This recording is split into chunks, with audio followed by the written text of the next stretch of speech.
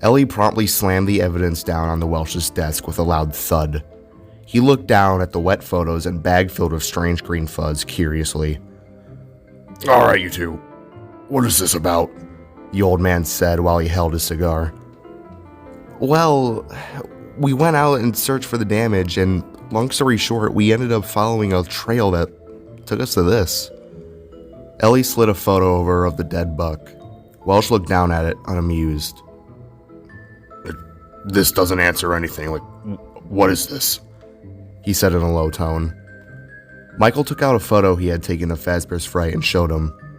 We followed a trail that belonged to that buck, but it turned out that its blood the deer's blood was from something else that was apparently inside the building. Michael took a tissue from Welsh's desk and laid it out. Michael then proceeded to empty a little bit of fur and dried blood onto the tissue. We think whoever damaged the property was in Fazbear's Fright when it burnt down. These little hairs were at the scene and all over the building. Welsh furrowed his brow slightly. Fazbears. Always Fazbears, he mumbled. He looked up at the pair with unimpressed eyes. So just by a few strands of hair, your conclusion is that some dumbass was inside that fire, left and somehow killed a deer? It was Halloween. Could have been anyone. Michael spoke up. Sir, with all due respect, there could very well be some deranged lunatic out there. You can't just... I've heard enough. Get out of my face. Suddenly the door opened from behind them. They all turned and looked. From the door walked in a woman with beautiful orange hair, a fashionable coat with high heels, bright red lipstick, and fancy reflective glasses. Hey, Mitch. I thought I told you not to bully my big bro. The woman took off her glasses and looked towards Ellie and Michael with a warm smile. Hey, Elizabeth, Ellie said, smiling. Hey, sis. Miss Afton, you know the rules here. Last names only, Welsh said, annoyed. Yeah, well, isn't that for officials only? I thought we had a deal on you not pushing around my big brother. I really don't want to make another scene, you know. Welsh just stared in annoyance. Before the old man could speak again, Elizabeth leaned forward and took a look at the items on the desk. So, these are the items you found at that corpse of a memory, Elizabeth said as she examined the tufts of burnt fur. Michael adjusted his throat. Yeah. We think there's a connection between this and the vandalism from the other day. Yet he won't let us look into this any further, Michael said, eyeing Welsh. Elizabeth looked up towards the old man in an annoyed tone. So, you won't let them take the case? Why? Welsh adjusted in his seat, trying to say something. Don't worry about him, Mitch. I know you're scared of that place. I remember when you heard our last names when we applied. The way you were nervous, the way you fiddled in your seat. You are so easy to read. So, how about you put those fears aside and let us conduct an investigation? Ellie watched as Elizabeth gave an almost death stare towards Welsh. The old man now seemed like a scared little puppy. Fine, Jesus Christ, I'll open a case. But just don't get me involved. Welsh reached into his drawer and began to pull out papers and writing utensils. He began to write down the key elements on what the trio would be allowed to do and what to not do. Elizabeth turned and smirked at the two. So, Dad's little horror story is seemingly the talk of the town, Elizabeth said, leaning on Welsh's desk. It appears so, and someone who seemed to be inside that building is now running loose and killing animals, Michael replied. Yeah, I noticed. Honestly, I don't recall if we've ever taken on a case that involved this kind of behavior, replied Elizabeth. Elliot looked back and forth between the two, not saying a word while fiddling with her thumbs. The closest thing I can really compare to this was when we went to that poor woman who lost her daughter and husband. Remember how she talked about that weird hairless dog and how it was called the Rack, I think? said Elizabeth. I honestly felt bad for blowing her off. The poor woman was delusional. Ellie cocked her head and looked at Elizabeth. The rack? What the hell is a rack? She called it the rake, guys. Not the rack. And it was always the rake. And don't worry about it. It was just one of our first cases me and Liz went on. It's just a poor woman who tried to rationalize a tragedy, Michael retorted. Ah, yeah, the rake. Strange stuff. Anyways, Mitch, are you done with that form? It's getting too humid in here. Welsh looked up with a scowl and slowly pushed the papers forward. Just sign it and get out of my office. Elizabeth smirked and pulled out a pen from her coat. She snatched the paper and signed her initials. She handed it to Michael, in which he did the same. Michael turned to Ellie. Well, looks like your first real case is about to begin, he said with a smile. Taking the paper, Ellie signed her name, all the while smiling in excitement and anxiety. Well, let's get to work, she said.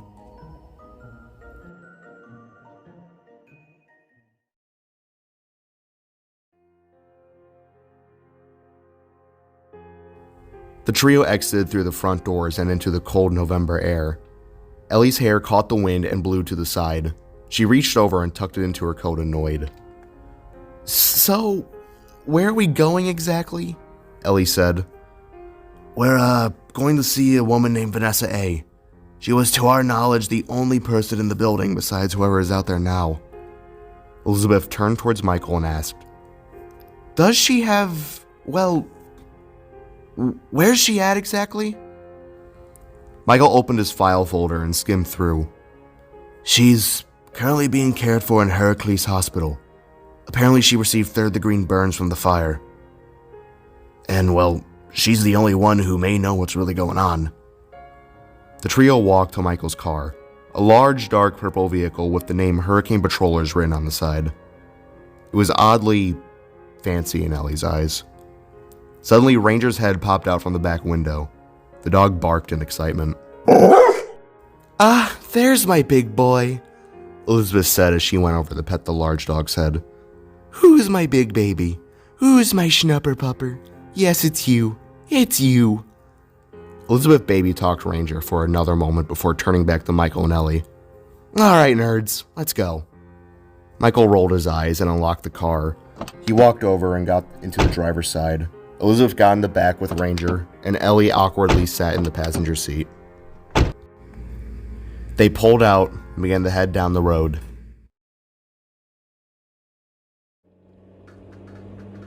Ellie looked out the window, watching the trees whiz by. The subtle music from the radio was drowned out by her thoughts.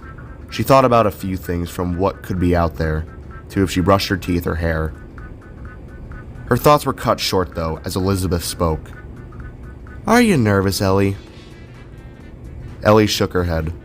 Huh? What? No, I'm more excited than anything else. Really, I am. It's just... Just what? Ellie tried finding her words. Nothing.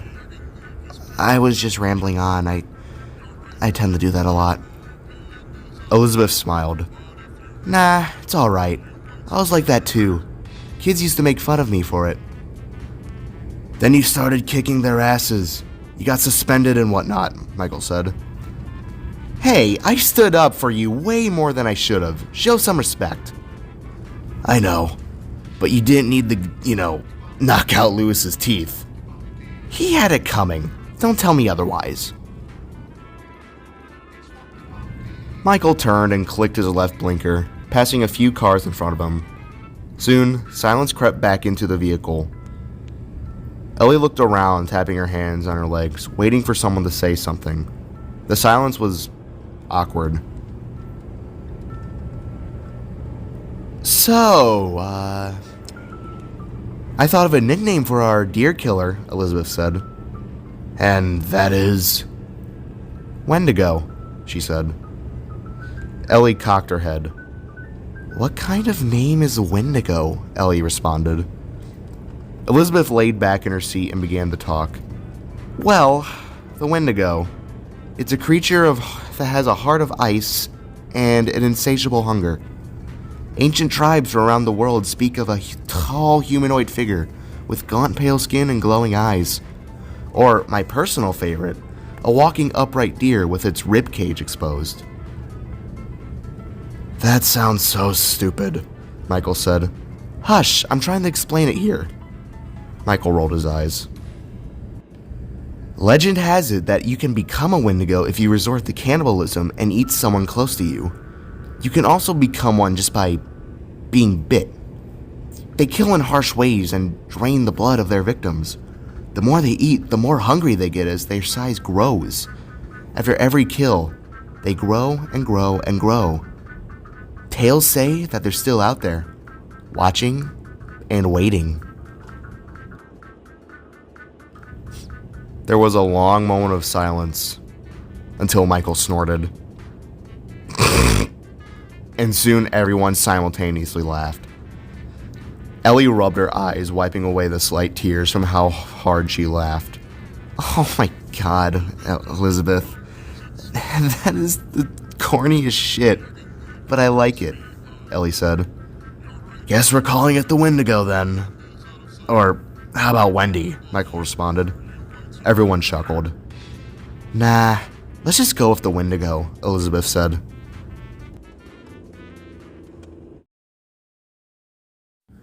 It wasn't long till Michael turned down the highway and made their way towards Heracles Hospital. The group talked, laughed, and tried to hide their concerns about everything. It wasn't long till they reached their destination. Ellie looked out the window and up towards the building, noticing two large gargoyles perched near the top. It was an unusual sight. Elizabeth and Michael got out and looked up as well. That's welcoming, Michael said. The sun shone through the clouds in patches, making the daylight even more eerie. It made the gargoyles look as if they were both good, yet evil. Let's just go in and see the girl, Elizabeth said. She began walking as her heels clacked against the pavement. Ellie and Michael soon followed behind. The sliding door opened to a busy lounging room. People were all sitting around, and some had bandages while others were being rolled away by nurses. The occasional cough and wheeze echoed down the halls, making Ellie uncomfortable. They began to make their way forward towards the front desk. Elizabeth reached out and rang the small bell on the desk without hesitation. It wasn't long till a nurse took notice and made their way towards the trio. Hey y'all, how can I help you this evening? Are you here to see someone or as guest or family? Elizabeth reached into her pocket and pulled out her ID. My name is Elizabeth Afton, HPD. This is my brother Michael Afton and our rookie Ellie Woods. Michael nodded and Ellie awkwardly waved. We're here to see Vanessa A. We have some questions to ask her about the recent events at Fazbear's Fright. Michael chimed in. It's nothing serious. We just need to ask her about a couple of things. The nurse oddly went still and looked from side to side as she bit her lip. Well, alrighty then. Follow me. The nurse shuffled out of the way and adjusted her keys, making her way towards an elevator. The group followed without saying a word. Why was she so nervous, Ellie thought. The nurse opened the elevator and gestured for the three of them to walk inside. They all went in, with the nurse entering last. The nurse reached out and pressed the button that said F5. The door closed, and they went up.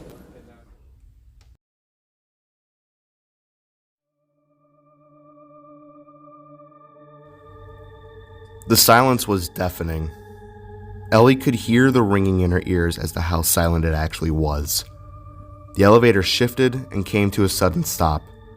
The doors slowly opened onto the 5th-story floor. They all stepped out into a fairly quiet hall.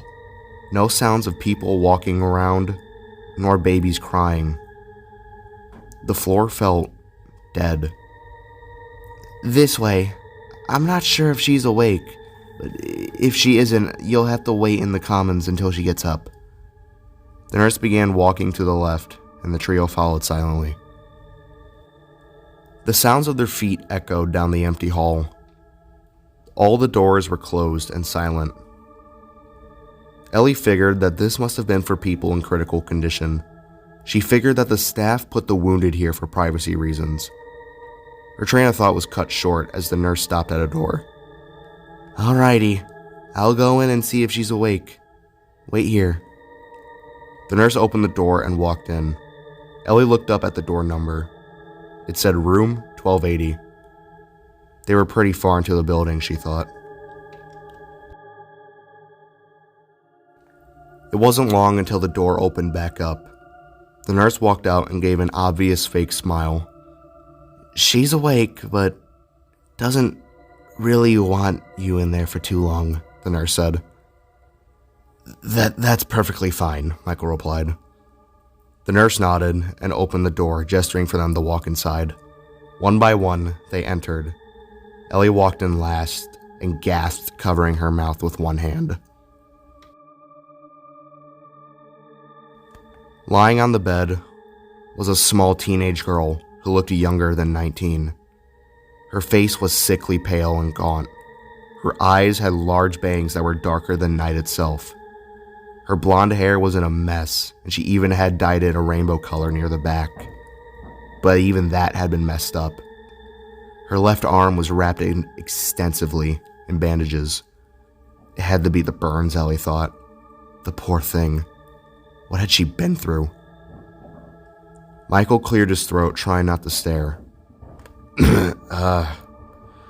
Hello, Vanessa. My name is Michael Afton. This here is my sister, Elizabeth, and this is my associate, Ellie. Vanessa let out a low, tired, "Hello. You wanted to talk to me?" Michael gave a warm smile. "Yeah, we would like to ask you about the fire." "Yeah, I figured," Vanessa said. Michael let out a sigh. "I assume this isn't your first time talking about this to people like us." Vanessa replied back. "Ever since I was put here, cops and authority figures have been talking to me. I didn't cause the fire for the last time." Elizabeth crouched beside Michael and set her hand on the side of the bed. "Sweetheart, we're not here to ask about the fire. We're here to ask about something else." Ellie chimed in. Did you, or were you alone on the night of the fire? Like, was anyone else in the building?" Vanessa's eyes widened as she stared blankly at the wall. It was as if she was looking through it. She was thinking about something. Really thinking about something. They all stared at her as if she looked off in a state of what appeared to be fear. "Nurse, can you leave us for a few minutes?"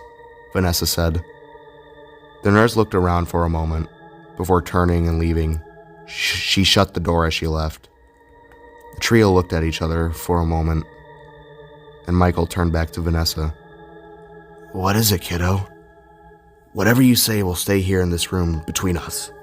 I promise." Michael held out a pinky. Vanessa looked into Michael's eyes. Her eyes were a bright green that were now swelling with tears. You promise?" "Promise." Vanessa lifted up her pinky and shook it with Michael's. Vanessa stiffened up, sitting upright now. "Okay. This is gonna sound weird, but do you believe in monsters?" she said softly. The trio gave a weird look.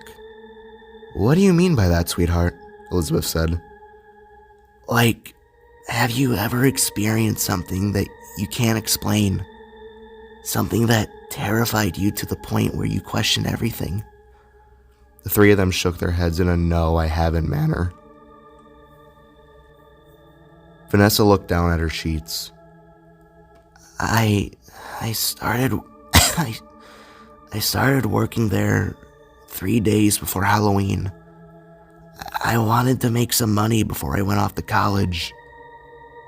So when I saw that Fazbear's Fright was hiring, I took the night shift. My first night went simple. I would just watch the cameras and make sure nobody was breaking in. My shift started at 12 and ended at 6 a.m. The first night was a breeze. I realized that I had found an easy job that could make me some cash. But then what? Elizabeth said. The second night, the morning employees brought in this old mascot thing for the attraction. It was a large green rabbit. It was honestly creepy. But they put it in the back of the building for when people first walked in, it'd be the first thing they see. Michael and Elizabeth seemed to be struck with a thought, but they still listened in. Ellie just stared on, listening with interest. That whole that whole second night, I just watched it sit there. I don't know why, but something felt off about it. But before my shift ended, I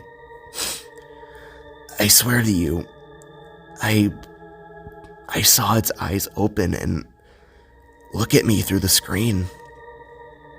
I know that already sounds ridiculous, but trust me on this, okay? Please. Everyone now listened in, now intrigued, more than ever. The look on Vanessa's face showed that she was about to say nothing but the truth. That night, that Halloween night, I walked into work expecting another boring but easy night.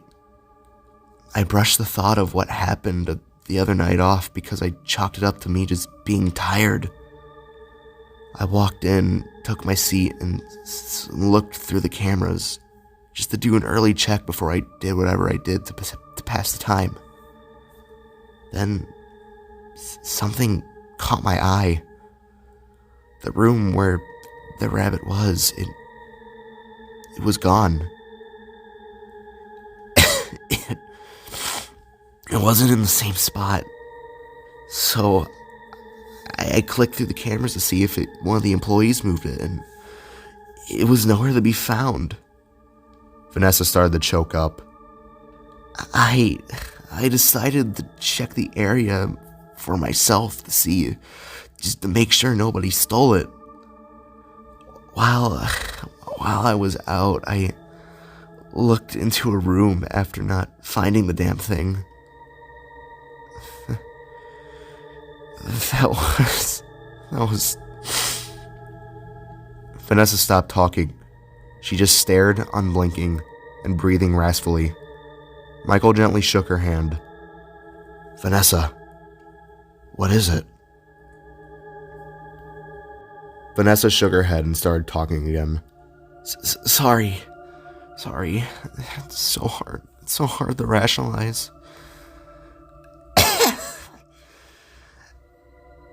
Something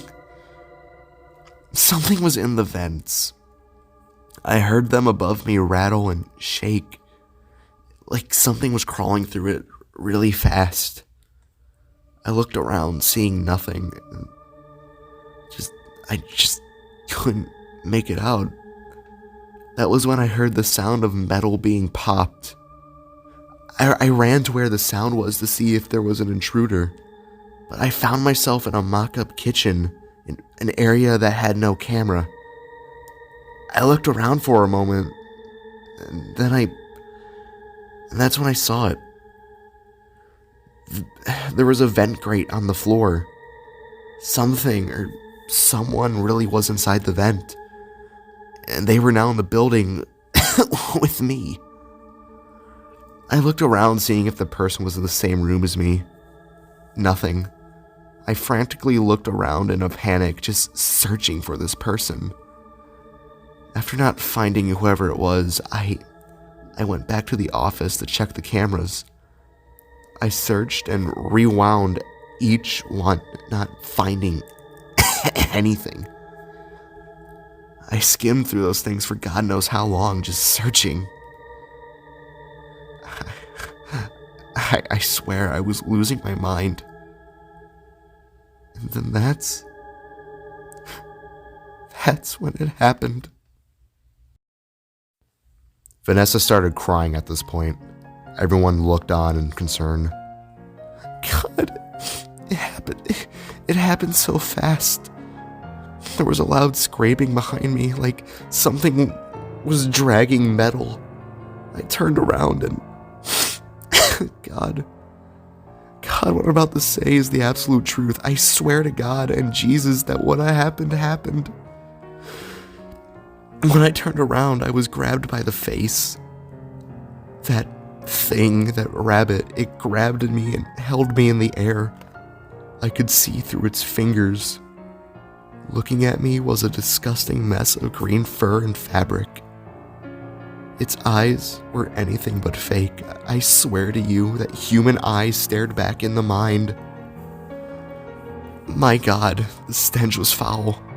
It was the smell of death itself. The monster brought me closer to its face. Then there was a loud clicking sound coming from it. Before I knew it, the thing's jaw opened. The mouth of the mascot opened. What I saw inside was rotting teeth with sharp metal sticking out of its gums. God, its jaw unhinged. It unhinged so wide. It was like a snake. I could see down its throat. Sharp, jagged metal was all I could see. It brought me closer and closer to its jaws. At that point, I found my sense of survival and ended up on the floor with that thing falling backwards. I must have hit it somehow. I can't remember how, but goddamn, adrenaline is something. I remember when I got up and sprinted towards the exit door and realizing I didn't have my keys. I left them on the office table. I looked over and saw that thing get up. It was so unnatural, so inhuman. It used its legs and arms to spin itself around like a spider, and it just jerked itself upright. After I saw that, I made my way to the other side of the building, trying the back door. It was locked as well. All the while, I heard this thing after me. There was, though, a security exit. It was a secret door. It was an employees only sort of thing. It was all the way back in the kitchen. I maneuvered around, hearing this monster making moaning and groaning sounds. It was crying, screaming, but I couldn't make anything out. Whatever was chasing me was in pain, but it was trying to kill me. Sorry. When I reached the kitchen, I almost made it to the door. I was so close. But that's when I felt something sharp and wet wrap around my leg. I landed face first and turned around to see what had just happened. Vanessa was now shaking with tears streaming down her face. Everyone couldn't say anything. They didn't know what to say. They could only listen. That thing was in the doorway of the kitchen with its mouth wide open. Its eyes had rolled back into its head, and from its mouth were long wires that were attached to me. I don't understand how it was even possible, but it was latched onto me, pulling me closer to its mouth like chains. I tried holding on to whatever I could. I reached for anything, literally anything I could use to fight it. I somehow grabbed some oven fuel from the counters and, without thinking, I chucked it at the monster. Fuel got all over the damn thing, stunning it. At that point, I was free from its wires, tendrils, whatever the hell it was. It looked at me with rage in its eyes. The glare penetrated my soul. It was cold. It was the eyes of a predator that was ready to pounce. The thing lurched its back and practically threw itself at me. I ducked out of the way as I heard the thing come crashing down. I was suddenly caught in an explosion of sorts after that. My arm got the worst of it. Vanessa lifted her bandaged arm. I guess when it jumped over me, it must have crashed into one of the ovens. With it being covered in fuel, it must have caused a chain of reactions that set the oven off. The thing started to burn and scream bloody murder. And so, I kept the flames going. I started to pour the remaining fuel all over the walls. I wasn't thinking straight, I just kept adding fuel to the fire. I started the fire.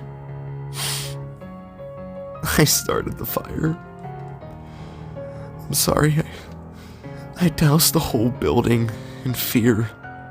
But even then, it didn't stop. It kept coming after me. I ran through the halls hearing it wail. The flames grew in size before I knew it. I grabbed my keys and managed to escape. I found myself in the arms of firefighters. They said I was delusional, hysterical. All I would say was just, don't put out the flames. Don't put out the fucking flames. And so, they brought me here. I know this sounds insane, but you gotta believe me. There was another in that building, but I can assure you, it was no person.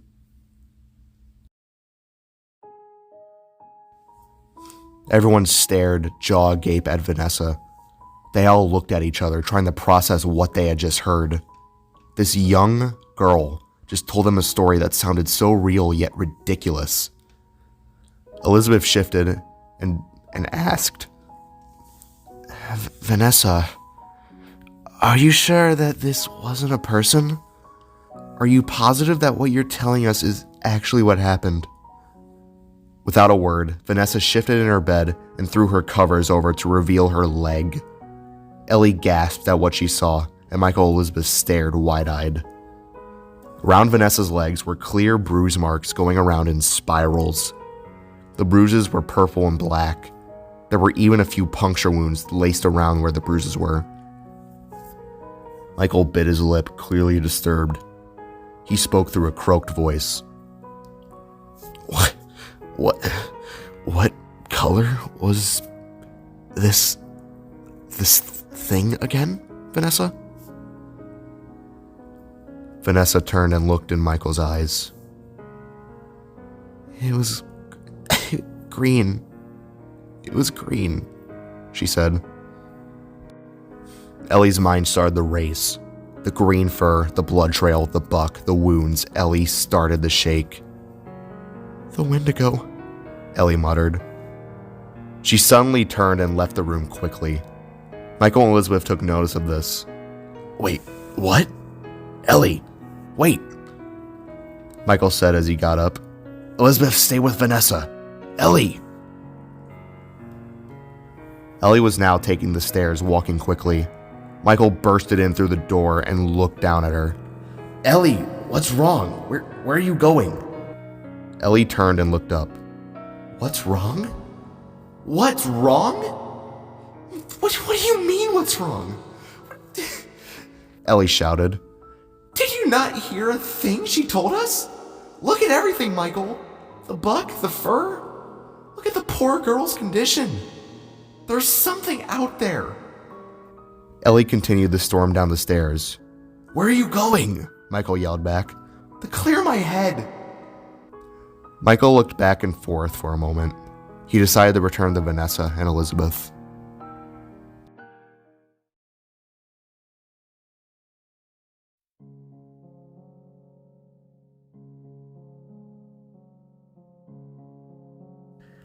Ellie sat on the curb of the hospital's entrance. She looked on at the cloudy sky, thinking. She couldn't process what she heard. The story sounded so ridiculous, but everything from the days prior, and even from Vanessa's condition, told her otherwise. She looked over at the tree line. What was actually out there? What could possibly be hiding out there? What is hiding in the shadows? She rubbed her head. It had been pounding for a while. Maybe she should have asked the nurse for some Tylenol or ibuprofen, she thought. Ellie? Are you okay? Ellie turned around to see Elizabeth standing a few feet behind her. No, I'm honestly not okay. In fact, I'm terrified. Elizabeth walked over and took a seat next to Ellie. She opened her handbag and pulled out 2 cigarettes. She lit one and proceeded to light the other. Here, hon. This could help. Ellie took the cigarette and took a big and quick whiff. She blew out the smoke with a sigh. Thanks. They both sat for a moment, not saying anything. Ellie twirled her cigarette, pondering. Where's Michael? Inside talking with Vanessa. Do you think she's telling the truth, Elizabeth? I definitely think she encountered something, but I wish I could explain it. Monster or not, there's something out there, and it has a desire to kill. Ellie took another whiff of smoke. How are we going to explain this one to Welsh? He won't take us seriously. Elizabeth gave a smirk. Who says we have to tell him? Ellie turned. Isn't that illegal to not inform the chief?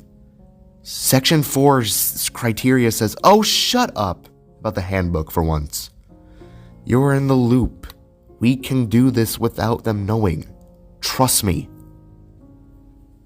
Ellie gave a small smile. Well, all right.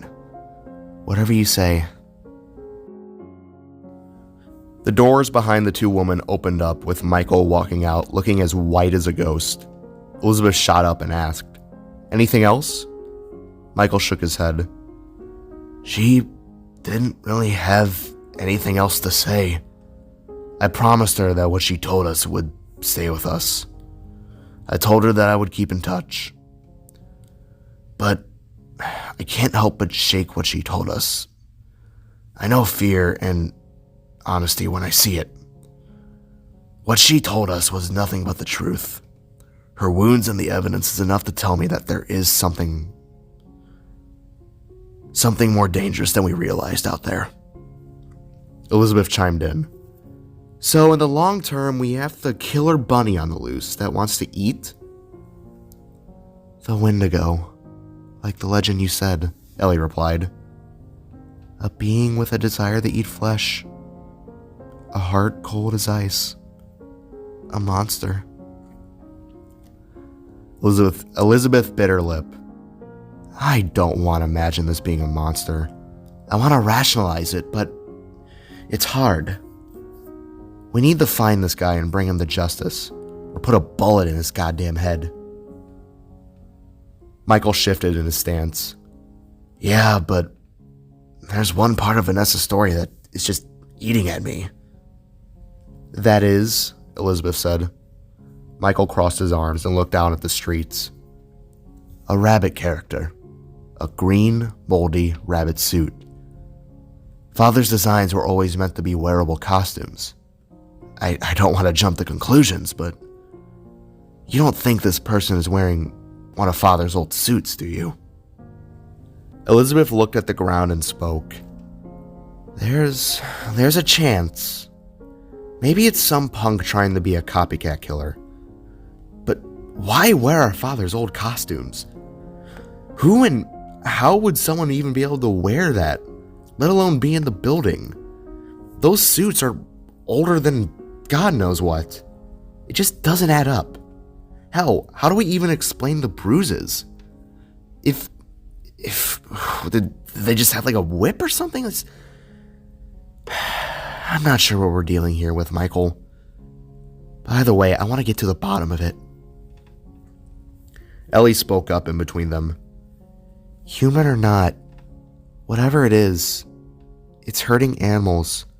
Will more than likely hurt people if we don't do anything. We gotta get to the bottom of this.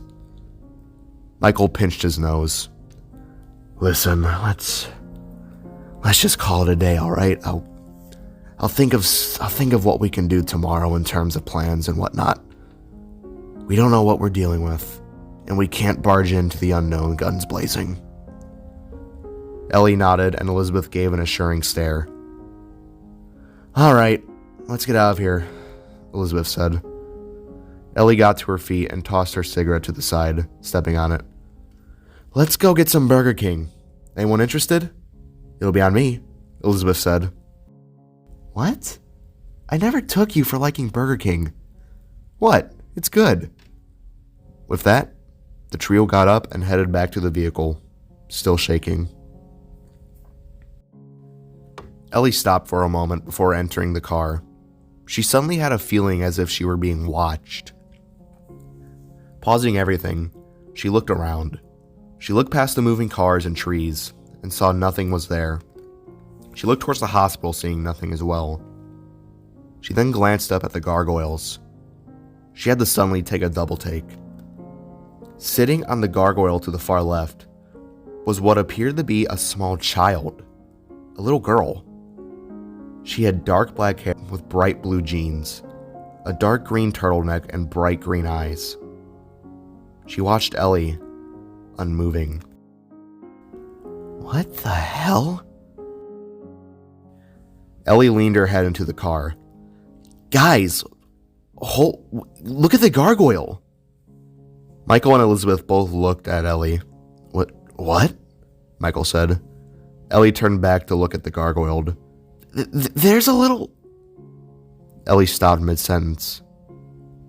The girl was gone. There's a what? Said Elizabeth. Ellie stood in silence for a moment, wondering if her mind was just playing tricks on her. Never mind. Just thought I saw something. I thought I saw a cool bird. Ellie slowly got into the car, settling herself in. Michael put the car in drive, and off they went.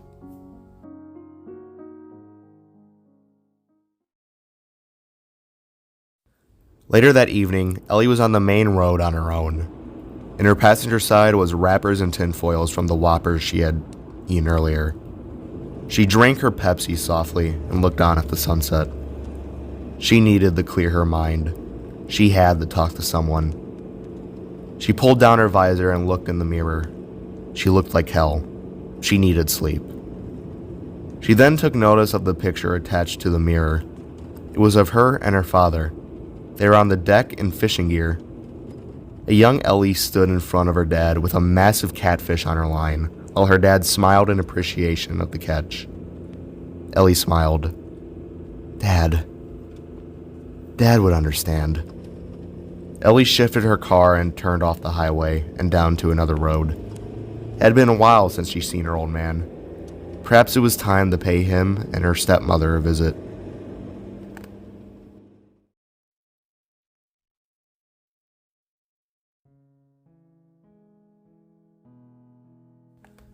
It wasn't long till Ellie pulled into the dirt driveway. The driveway led up to a large house surrounded by forestry and hunting equipment. After she graduated high school, Her father had become a hunter and made big names with awards and news outlets. She pulled up alongside a rusted old pickup truck. Ellie opened the door and stepped out. It was nice to be home and not in her run-down apartment complex. Locking her car, she made her way around the porch. The house had seen some wear and tear, but it was all still the same as she had left it. She walked up the wooden steps, hands in pockets. She reached the massive door and clicked the doorbell. A little chime rang out from the inside. A dog started yapping away. As Ellie waited, she saw the small outline of a pug come up to the door window. "Hi, Mojo," Ellie said through the glass. It wasn't long until another figure came in the view through the blurry glass. The outline of a man was unmistakable. Ellie heard the sound of the door being unlocked, and after a moment, the door swung open. Standing in the doorway was her father, Sankston Woods. Hello, Ellie. I wasn't expecting to see you this evening, he said with a warm smile. "What? Am I not allowed to see my old man?" The two embraced each other for a long moment. "Please, honey, come in. It's cold out there." With that, Ellie stepped inside the large, warm house. She took in a big breath and recognized the scent of her old home. It was nostalgic. Sankston closed the door behind them and asked, "So, what brings you out here at this time?" "Nothing much. I just wanted to see you and, I need some advice." Sankston smiled. "Advice? For your cooking or for your job?"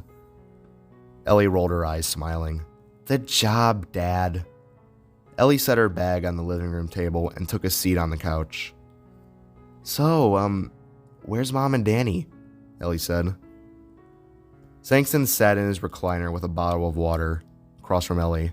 He set the bottle of water on the table and responded, They're out seeing a film he really wanted to see. So I just have the whole house to myself for a bit." "Well, almost all to myself."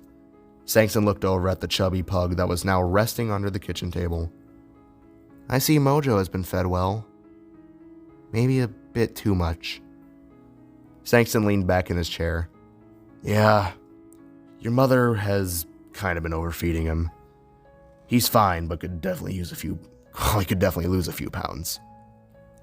Anyways, what is it about your job that you need advice for, sweetheart? I'm all ears." Ellie shifted in her seat. "Well, this is gonna sound ridiculous, but have you ever experienced, or should I say, have come across a case that was not normal or scary?" Sankston thought for a moment, stroking his now half gray and black beard. No. Nothing that I can think of. Why you ask? Is your case involving a murder or something?" Sankston reached forward and grabbed the bottle of water off the table. Ellie tapped her hands on her knees, thinking of what to say exactly, how to approach the matter. "Well, me, Mike, and his sister are looking into something that was connected to Fazbear Entertainment." Before Ellie could finish her sentence, Sankston's eyes widened and he started to spit and choke on his drink. Ellie was suddenly taken aback by it. Dad, are you okay?" Ellie got up and rushed to her father's side as he coughed and wheezed. Sankston wiped his mouth as Ellie patted his back. "Yeah. What, you're investigating what? You're investigating what?" Something involving Fazbear Entertainment? What's wrong? Dad, what is it?" Sankston fumbled with his words as the horrors from the past came flooding back into his mind. The children, Afton, Henry, all of it came back like a massive flood. He snapped out of it, collecting itself. No, it's just, sorry, it went down the The wrong pipe. Go on, dear, Sankston said, trying to catch his breath. Okay, well, me and Mike were looking into some sort of vandalism which led us down a path. We found this buck that had been killed in a way that only a human can do. That led us down a blood trail and then to the remains of Fazbear's Fright. All the while we were finding green fur and just evidence around the kill, and just lots of green fur around everything. We wanted to know if maybe someone escaped the fire or something. Some crazed delusional, I don't know. So we ended up going to Hercules Hospital to talk with the employee that was in the fire. And she talked of some kind of monster, a large mascot thing. I don't know what to make of it. It's just, I don't know how we should approach the situation. It's just a lot, and I need your view on it. Like, what do I do here? Sankston stared blankly at Ellie. She could see the gears turning in his head. His eyes were full of what she could only describe as anxiety. Ellie bit her lip. I'm sorry, did I speak too fast? Sankston blinked and looked down at the floor. He shook his head, pondering. Sweetheart, did this person describe what it looked like? You sure it could have been a person? Could have been anything other than a mascot? Ellie stayed silent for a moment. They described it as some kind of rabbit with green fur. That's really it. Sankston sat there, not saying anything, with his hands clenched from one to the other. Dad? What's wrong? It's nothing, sweetie, just Ellie looked at her father in concern. It's just what? Sankston looked up to his daughter, noticing the concern on her face. Sankston wiped his brow and looked into her eyes. Sorry for worrying you, dear. I just know a lot about what happened at the whole Fazbear thing. I've read reports, and, well, nothing ever good comes out of it. People are known for disappearing there. It doesn't matter if it's adults or children. People tend to just disappear or get hurt in those locations. It just made me worried that you're looking into this, because I just don't want you to get hurt, you know? Anyways, anything more about what the patient said?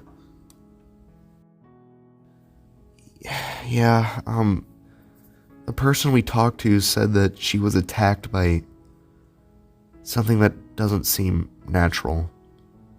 And I don't know whether to accept it or not, but Dad, something is out there. And it could hurt somebody. I'm just scared. Sankston fumbled his hands. Look, Ellie, my only advice is just what, Dad? Don't go chasing the unknown. I know that all too well. I almost died multiple times because of that mindset. I mean, look at my arm. Sankston held up his arm, showing the scars and wounds from years past. Ellie looked at the wounds and then back to her father. Dad, I see where you're coming from, but I don't know. Ellie took a seat by her father, rubbing her head. You're scared. Frankly, I am too now hearing about this. Ellie, you need to leave this up to the higher-ups. You're still in recruitment, right? Ellie nodded. A task like that is too much for you right now, especially when it's apparently a monster, Sangston said with the quote-unquote hand gesture. It's probably just some deranged personnel. Your time will come, but just not now. Ellie wrapped her arms around her dad, and Sangston hugged back. Dad, could I stay here the night? I don't feel like driving all the way back at this hour. Of course. You can crash in your old room. It's not the same, but it'll do. Ellie smiled. All right. Be sure to let Mom and Danny know that I'm here, she said, standing up.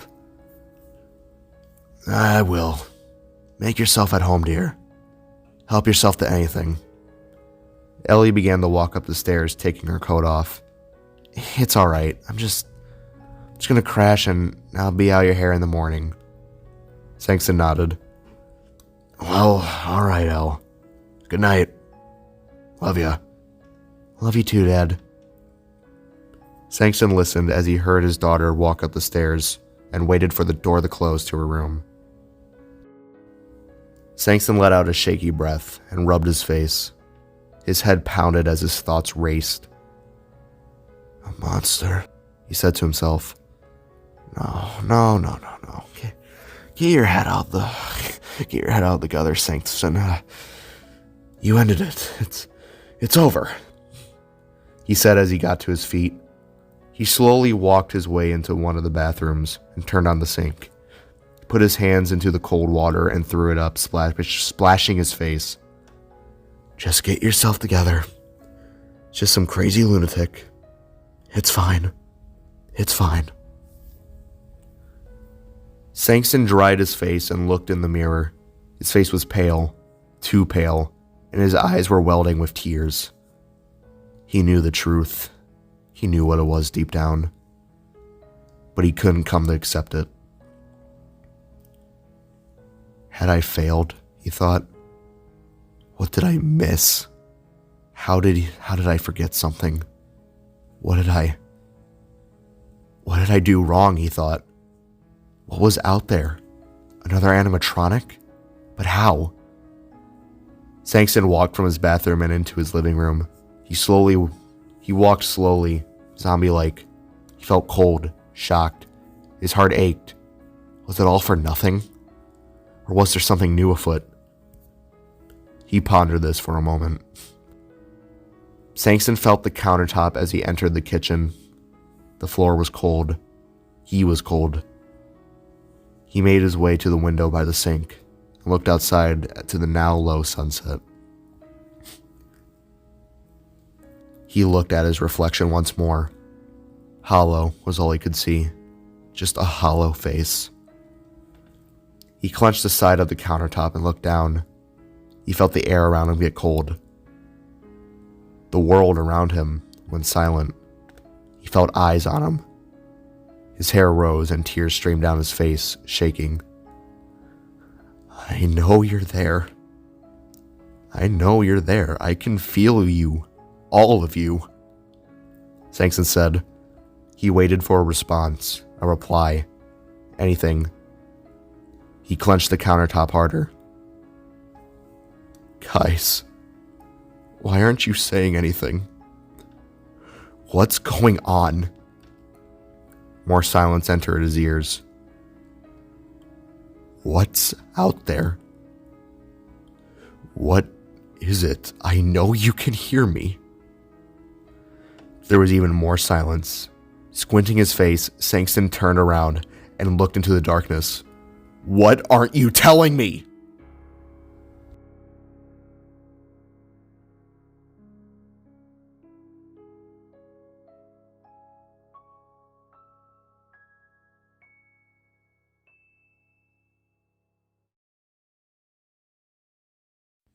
Welsh pulled into the driveway of his old, torn house.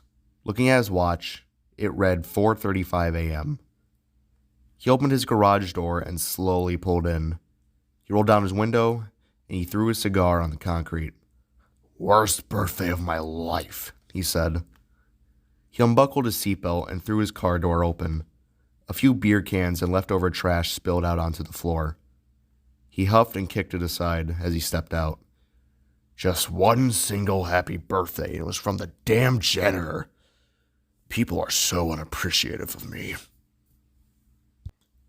Welsh closed the door and went over to his side wall. He hit a big red button that lowered the garage door. Grunting, he walked up the stairs and entered his home. He felt around for the light switch for a moment until he eventually came across it. The lights came on and illuminated a dim hallway that led into a kitchen. Taking his coat off, he hung it up lazily on a hanger. He walked down the hall, taking off his tie, which he then threw on the ground. Walking into the main kitchen, he stopped by the refrigerator. He turned and opened it. He moved a few items around until he saw it. There was a small cake with one candle on it. Been waiting on you, he said in a croaked tone. Walsh took the cake out of the fridge and carried it over to his dining room. Setting the cake down, he took the lid off. He grinned and took a whiff of the smell. Pure chocolate. Walsh went back to his kitchen, all the while humming happy birthday to himself. He opened one of his drawers and grabbed a knife and a fork. He reached over and picked up a napkin as well, still humming the song. He went back to the table, sitting down. He took the knife and cut into the cake slowly. He took out a fairly large piece and plunged his fork into it. He raised it up towards his mouth, getting ready to take a massive bite. Before he could, though, a gust of wind suddenly hit him. He slowly put his fork down and looked over to his left. What the? He then looked over to his right. Walsh looked into his living room and saw that his back door was wide open, and his curtain blew in the wind. Walsh slowly put everything down, and he got up. He then approached the door to take a look at it. What the fuck? He said as he got close. Walsh moved the curtain out of the way, and he took a look at his glass door. The door had multiple shatter marks, like something had been thrown at it. The outside handle had been bent and tugged. To top it off, there were splatters of blood smeared along the window of the back porch. Someone had forcefully entered his home. Walsh's stomach dropped seeing this. He left the door open just in case if something were to go south. He slowly walked back and he took the knife from the cake and held it firmly. Okay, whoever is here, you need to get out. I'm armed. I won't hesitate to use force. Walsh let out. Nothing replied but the cold wind from the doorway. Walsh gulped down his anxiety and began to make his rounds around the home. Walking into his living room, he looked around seeing nothing of note. Nothing had been turned over or nothing had been stolen. One thing had caught his eye, however. The carpet had been indented and smushed, as if something heavy was standing on it. He knelt down to examine it. Large indents of rectangles? Welsh placed his hand by the rectangles. The imprints were massive compared to his hand. On closer examination, the imprints had a wet feel and mud stains shoved into the ground. Welsh stood back up, more concerned than ever. He clenched his knife and hard and continued searching. He made his way around the living room and into the hall laced with doors. Welsh went over to the first one. It was closed, but didn't matter. He opened it up slowly and turned on the light. Nothing was there but a guest room. He went inside and checked the nooks and crannies of the room. He looked under the bed. Nothing. He checked the closet. Nothing. Making sure nothing was stolen, Welsh closed the door behind him and moved to the next room. Welsh slowly opened the second door that led to his bathroom. He turned on the low fluorescent light, looking inside. His eyes were drawn to the shower curtain. Every horror movie scene raced through his mind, but he mustered the courage to check. Taking a deep breath, he yelled as he threw the curtain. Nothing. The shower was empty. Welsh suddenly felt like an idiot for doing that. screaming at the top of his lungs, probably scaring his neighbors. Such a stupid move. He slowly turned around and left the bathroom. He leaned his head on the door after he closed it. He breathed in and out. He had one more room to check, that being his room. He mustered his courage and began to walk towards the door. He reached out and slowly opened it. There was a low creaking noise as he did, and with one swift move, turned on the light with his knife at the ready. Nothing once again. He checked under his bed and in his closet. Nothing. Walsh let out a laugh of relief. Whoever was here seemed to have just left. He chuckled to himself and sat on his bedside, catching his breath. Thank God, he thought. Thank God. Walsh's ears were suddenly perked. He could hear something, faintly. He listened closely to the sound. Walsh's stomach dropped once he understood the sound. It was the happy birthday song, and it was coming from somewhere inside. Walsh got to his feet, knife in hand. This had to be a joke. One of his employees must be pranking him, he thought. Either that or there was some sick freak in his house. But where? Walsh walked out of the room following the sound. He went through his kitchen and down the hall as the sound got louder and louder, until he realized where it was coming from. The one area of the house that he had completely forgotten about. Walsh stopped at the door. The basement door. Walsh, with one shaky hand, opened up the door. He could hear the sound clear as day now. It was coming from down there, far down there. Holding the knife with both hands, he descended the stairs. Each step sounded louder than the last. He made his way lower and lower, until he rounded the stairs and entered the clearing. The song sounded as if it was coming from a scratchy radio now. It was glitched and broken. Sounded like a broken record even. Walsh stopped, listening for a moment. Amidst the sound of the music box, there was another. A faint sound of breathing. Walsh had had enough. He reached forward and flung the light on, ready to attack. The light came to life, and Walsh only saw the creature for a second before it punched the light out with a groaned wail.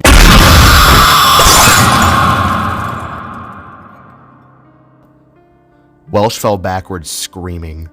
For a split second, he saw the massive outline of something.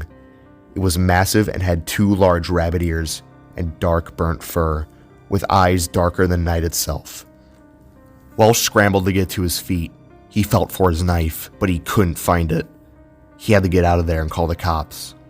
Walsh stood and began to sprint up the stairs. He was practically jumping each step. He was almost to the top, when there was a sudden quick whoosh sound, and then a sharp pain in his leg. He screamed, falling onto the stairs, hitting his teeth on the top steps. He felt his upper teeth shatter and screamed louder as blood poured from his gums. He looked down at his leg to see what had hit him. His knife was now lodged deep into his calf. Whatever it was had thrown the knife. He had to escape. He feared for his life. He had to get help. These thoughts raced through Welsh's head as he began to limp up the rest of the stairs, the knife still lodged inside him and burning. As Welsh cleared the top, he heard the loud thuds of the thing coming up the stairs. He began to limp fast and faster, but the pain in his leg was too severe. Welsh soon collapsed as his leg refused to move. He landed on the carpet of his living room. He began to cry and whimper as he began to crawl towards the open back door. The loud footsteps were nearing the top of the stairs now, but he was almost there. Just another foot or two. He could have closed the door and left it inside. Welsh's hopes came crashing down as he heard the loud thuds make landfall on the main floor.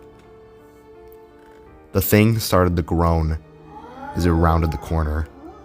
Welsh turned and looked behind his shoulder. There, standing in his kitchen, was a large, charred rabbit suit. Welsh could make out all the details now. The face was once made of latex fabric, but was now melted on one side. It had a bright eye that watched him. The eye was glossy and shiny. The chest was opened and showed mechanical parts and what appeared to be a rib cage filled with organs and muscle. Its legs were skinny and burnt, revealing the insides of flesh and bone. The same applied to the monster's arms and hands. Welsh watched as the monstrosity lurched back and tilted its head, as if it was waiting for him to make his next move. What the hell? Welsh said, choking on his sobs and blood. The monster shifted its head upright as Welsh spoke. The happy birthday song came back on from within the creature. It was now blaring. It began to shift and convulse. Welsh watched as its jaw began to snap and hinge open like a snake. Within the jaw, it revealed an inside of human teeth and protruding metal. The monster's body sputtered and shook as something began pushing the suit's sides from within. Welsh watched in horror as what appeared to be bloody, flesh-like wires shot out from the creature's side, breaking the suit.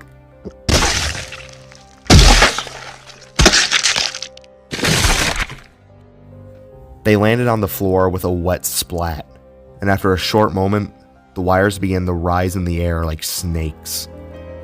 All the while, the monster looked upward at the ceiling with its mouth wide open. Before Welsh could even have a chance to begin crawling again, the wires came down, stabbing into his body. 2 wires drove into his hands while the other 2 went through Welsh's thighs. The poor man screamed and cried, begging for mercy, anything. The large rabbit, using its wires, lifted the man into the air, entangling Welsh like a spider. Welsh was lowered down face to face with the monster. Welsh looked into its eyes. Or eye, to be exact. One was burnt while the other was glossy. There was nothing to be seen in them besides pure malice of a thoughtless animal. Welsh was now being lowered into the monster's jaws. He squirmed and begged. He cried for the mercy he would never receive. He was lowered into the jaws of the beast, realizing that his lonely life was about to come to an end. He saw the teeth within beginning to stretch out and chomp. The sound was deafening as the teeth clattered against each other. As the jaws began to clamp and crush his skull, Welsh had one last birthday wish. The wish for his death to be over quickly.